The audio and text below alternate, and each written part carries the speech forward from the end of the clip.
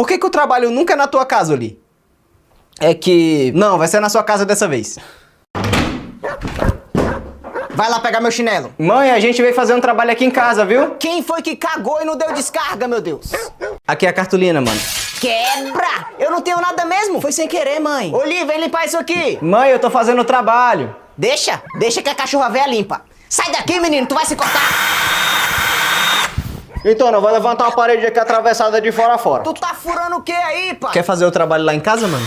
Pode ser.